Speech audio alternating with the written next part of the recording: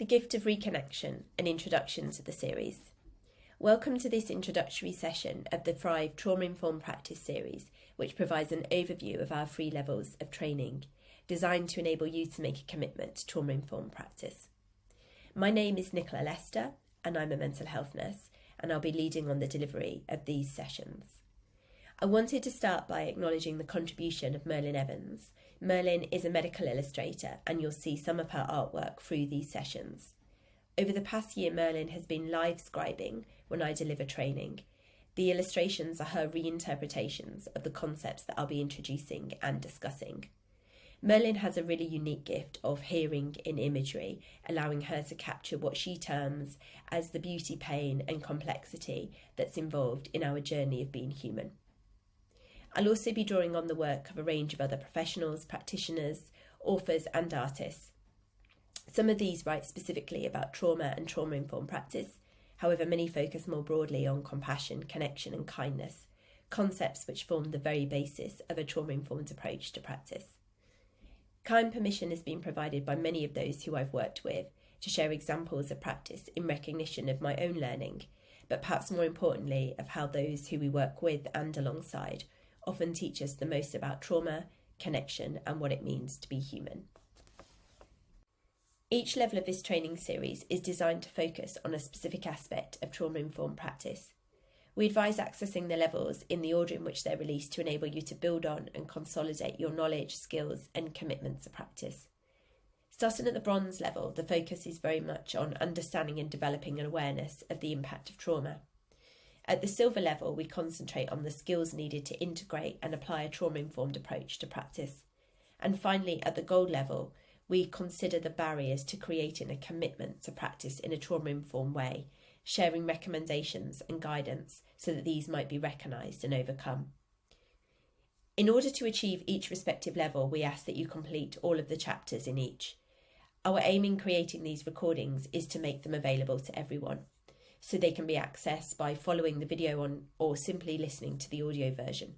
You can choose to sit at your desk, watch it on your phone, or listen to these whilst driving or even out walking the dog.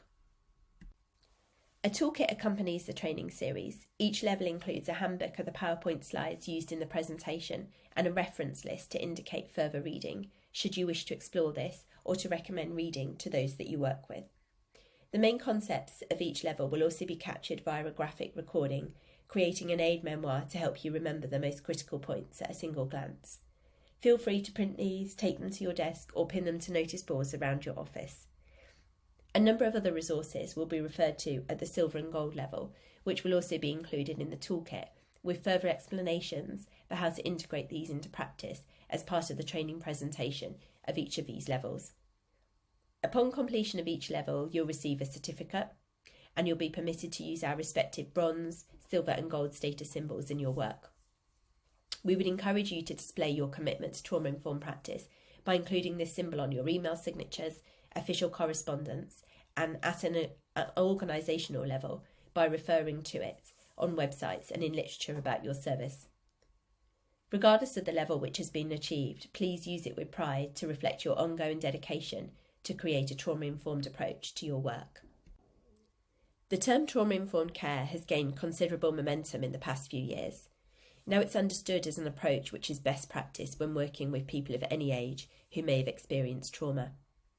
The purpose of this series is to make this concept as accessible as possible, but also to really acknowledge and draw attention to the ways in which many of you are already instinctively trauma-informed in your practice, working to provide care and support which is compassionate and kind.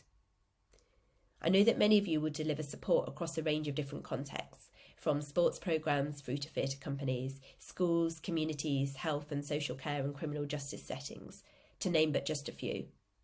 You'll already be familiar with working creatively with limited resources and have the commitment to engage with some of the most difficult to reach groups of people across London and more widely in the UK. Both these skills and this dedication are the foundations of trauma-informed practice. It is perhaps useful to start by sharing a definition of what trauma-informed practice is, and more significantly, what it is not. Trauma-informed care is defined as an approach in the literature which recognises the widespread impact of trauma and understands what's needed to facilitate resilience and recovery. There are two core ideas which underpin trauma-informed practice. The first is the understanding that anyone seeking services or support may have experienced trauma. The second, that any professional or organisation which offers support or works with vulnerable people of any age need to be able to recognise and understand the effects of trauma in order to facilitate recovery. Most significantly, though, a trauma-informed approach is about reducing the potential for re-traumatisation and ensuring that professionals and services offering care and support do so in a way which creates opportunities for healing and recovery and avoids compounding distress, pain and suffering.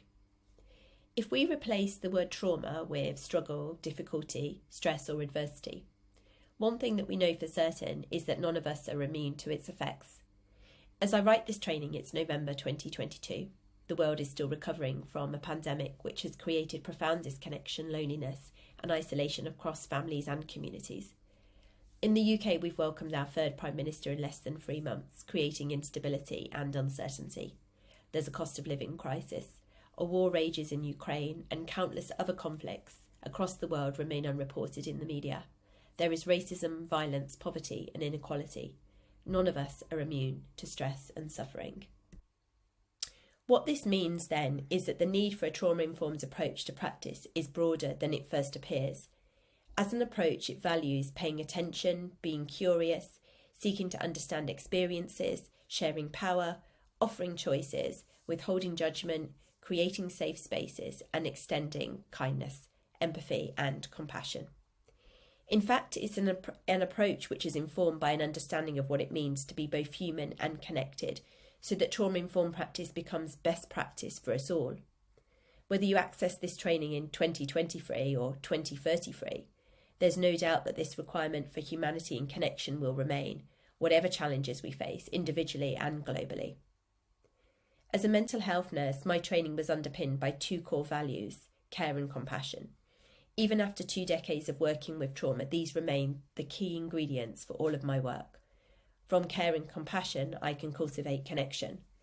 And it's connection, and perhaps more significantly reconnection, which is most needed when someone experiences struggle, regardless of the context or how it's defined.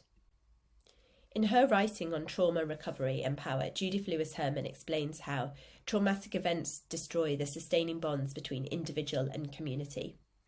Those who have survived learn that their sense of self, of worth, of humanity depends upon a feeling of connection with others. The solidarity of a group provides the strongest protection against terror and despair, and the strongest antidote to traumatic experience. Trauma isolates, the group recreates a sense of belonging. Trauma shames and stigmatizes, the group bears witness and affirms. Trauma degrades the victim, the group exalts her. Trauma dehumanizes the victim, the group restores her humanity. She goes on to describe how repeatedly in the testimony of survivors there comes a moment when a sense of connection is restored by another person's unaffected display of generosity. Something in herself that the victim believes to be irretrievably destroyed, faith, decency, courage, is reawakened by an example of common altruism. Mirrored in the actions of others, the survivor recognises and reclaims a lost part of herself. At that moment, the survivor begins to rejoin the human commonality. There are increasing debates in the literature about trauma-informed practice, what it means, how it's used, and to what effect. Such discussions are frequently politicised and provoke conversations about power and intention. In contrast, these quotes remind us of the simplicity of what it is that we need to create in trauma-informed practice. A shift from disconnection to reconnection, with generosity, faith, decency and courage, or in my view, acts of care and compassion. When people experience trauma, they're transported to a place of darkness. Here they find themselves isolated, disempowered and disconnected. Such places are often characterised by shame, denial, despair, loneliness, sadness, anger, fear and uncertainty. In trauma-informed practice, we must join them in this darkness, tell them that we are here and that they are not alone. We must withhold judgment and extend empathy, kindness and compassion instead. A trauma-informed approach is not a treatment for trauma, nor should it focus on someone's experiences of difficulty or suffering. It's not concerned with what's wrong with someone or even what's happened to them. Instead, it's informed by an understanding of the impact of struggle and adversity, but it's not defined by it. In this darkness, trauma-informed practice is not an act of rescuing or fixing. Rather, it's remaining present, bearing witness to distress, and the offer of care through compassion, kindness, and empathy, through listening and hearing, seeing and seeking to understand, curiosity and humility.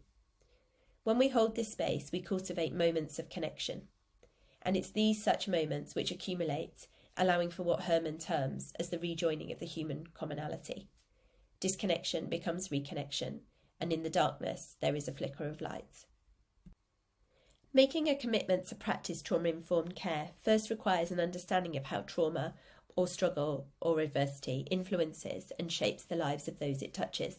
We must know how it changes, alters and transforms the way someone thinks and feels, how they engage with and experience the world around them. Our bronze level focuses on developing this knowledge and awareness so that it can be integrated into our practice.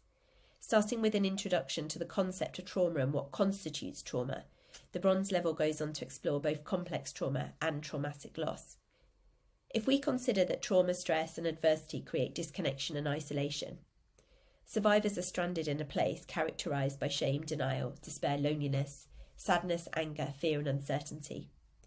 The ability to join them in this place, to bear witness to their distress, withhold judgment, offer compassion and empathy, and extend connection, relies on an understanding of trauma and its effects. In the final chapter of the bronze level, our attention shifts from appreciating the darkness to notice how those affected by trauma and adversity both rise and flourish. In this place of darkness, protest is possible, and one of the greatest privileges of bearing witness to distress is that we can observe acts of resistance, defiance and resilience. Such acts remind us of the importance of asking what's right with someone, the significance of the language that we use to reframe and recreate narratives of struggle as stories of strength and growth. At the silver level, we move beyond developing an awareness of the impact of trauma to thinking about how we practice a trauma-informed approach. This is broken down into two key areas: therapeutic skills for reconnection and creativity in trauma-informed practice. Whilst trauma-informed practice is not about treating trauma or providing therapy, it is about being therapeutic. And sitting in the darkness beside someone demands an understanding of connection, empathy, compassion, courage, vulnerability and kindness. In this first chapter of the silver level, we establish the skills needed to bear witness to distress and to remain present, withhold judgment and hold space, and to steward stories. Perhaps most significantly, though, this chapter also considers the near enemies of a trauma-informed approach. I first came across this term near enemy in Kristin Neff's work on self-compassion, but in fact it was coined by Pema Chodron, a Buddhist nun. She explains how the near enemy of a desirable action closely resembles it, but instead has the opposite effect and can actually undermine what has been intended. As such, identifying near enemies in trauma-informed practice is necessary to ensure that firstly we do no harm, but most importantly we remain true to the core values which underpin this approach. The ability to engage creatively is essential in trauma-informed practice. As the bronze level will highlight, when people experience trauma, stress, adversity and struggle, it can compromise how they come to access and benefit from offers of support, care and connection. In trauma-informed practice, we must not only join someone in their darkness, but we also learn how to reach out to them when we arrive. The shift from disconnection to reconnection demands flexibility, responsivity and proactivity. It's walking that tightrope between sitting still and offering support. It's listening and hearing when nothing is being said. And we can achieve this through engaging creatively through art and play in a myriad of different forms. Such techniques are immensely powerful in their capacity to meet people where they are in that moment and to focus on what is rather than what is not. In particular, this second chapter aims to equip you to engage in different techniques and most importantly to give you the confidence to decorate and personalise your own gifts of reconnection. At the gold level, the focus shifts to explore the barriers that we may encounter in creating a commitment to trauma-informed practice, paying particular attention to how these challenges can be understood, addressed and overcome. The first chapter concentrates on exploring how organisational responses can contribute to trauma, vulnerability, struggle and adversity. More specifically examines the presence and influence of power and the importance of finding ways of working with and within these systems, which reduces the potential for re-traumatisation, challenges these inequalities in power, allowing for compassion, care and empathy to be given primacy over other institutional priorities and practices. This chapter continues by discussing the concept of traumatised organisations. Appreciating how organisations themselves can also become disconnected, disempowered and isolated is essential, not least because of the profound implications that this has on staff and beneficiaries and their experiences, and the ways in which this compromises our commitment to provide trauma-informed care. The next chapter, entitled Our Hearts, concentrates on the impact of working with trauma and the potential for both vicarious trauma and vicarious post-traumatic growth. Developing understanding and awareness of both of these concepts is important to create a commitment not only to trauma-informed practice, but also to remind us that trauma-informed practice is simply not possible from a place of disempowerment, depletion, exhaustion and isolation, and so prioritising our well-being becomes synonymous with making this commitment. There's no doubt that working with trauma and committing to a trauma-informed approach to practice is challenging. However, there's also no doubt that it's enriching and rewarding. In bearing witness to distress, we are privileged to observe moments of great strength and courage. Such moments inspire not only our own work, but also our own lives. We see the parts of humanity that others do not, and whilst much of this landscape can be filled with dark shadows, at times there is also the most incredible light. This chapter also draws together ideas and recommendations for both individual and organisational practices which promote recovery and healing. A commitment to trauma-informed practice demands our whole hearts, and so we must also know how to protect and repair our hearts so that both we and our practice can thrive and survive. The final chapter at the gold level is dedicated to providing a structure for trauma-informed interventions, weaving together knowledge and practice to create this commitment. Initially developed in the aftermath of the Manchester Arena bombing in 2017, the SENSE model comprises of 5 key interventions which are mapped against the National Institute of Clinical and Healthcare Excellence and their guidelines for post-traumatic stress. It's also underpinned by our 6 principles of trauma-informed practice.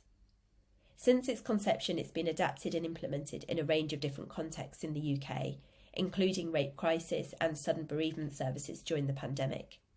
In addition, I have continued to use it in my own practice to structure responses to critical incidents and humanitarian crisis overseas in Afghanistan, Iraq, Libya, Syria, West Africa, and most recently Ukraine. This chapter intends to offer both a structure for and a summary of the knowledge and skills provided across each of the 3 levels to enable practitioners from a range of diverse contexts to integrate an approach to practice which is pragmatic and accessible, regardless of their background, training, and the resources that they have available. This training series is designed to provide you with the knowledge, understanding, and skills needed to develop and implement a trauma-informed approach to your practice. It will not tell you everything that there is to know about trauma, but it will signpost you to other sources of information and training to support you in building on this knowledge if you wish. The purpose is to be accessible and, most importantly, applicable. Trauma-informed practice also takes practice. It cannot be achieved through training alone. It will need practicing over and over again. When we make a commitment to trauma-informed practice, it's a commitment to practice, to reflect and to learn and to apply this learning. There are 6 key principles of trauma-informed practice which will be referred to throughout these sessions. Establishing safety, restoring choice and control, supporting coping, facilitating connections, responding to identity and context, and building strengths. These principles act as a touchstone in our practice. We can check ourselves against them or use them as a guide during times of challenge or uncertainty. Each principle will be examined in more detail, both in terms of what it says and what it should do in practice. However, as this session draws to a close, what's most important to remember is what lies at the heart of a trauma-informed approach. Trauma-informed practice is not about asking what's wrong with someone or even what's happened to them. It's about asking what's right with them instead. Most significantly, being trauma-informed is simply to be both human and to extend that humanity to others through the offer of connection and reconnection. Anyone can do this work, it's wanting to which makes the biggest difference. It's noticing, stopping and turning back to peer into the darkness and to stand beside someone in this place. If trauma-informed practice is an act of humanity, then it's everyone's business. From the barista in the coffee shop, the customer services agent, the teacher, the police officer, right through to the palliative care nurse. All of us should expect and practice a trauma-informed approach. It's a way of being, seeing, knowing and doing. Our ambition in these trainings is to create a trauma-informed everything, where compassion is embedded in the infrastructure and kindness is currency. We hope that you enjoy the training and welcome your feedback, both formally through completion of the evaluation and informally if you wish to email me directly with your thoughts and any questions that you may have.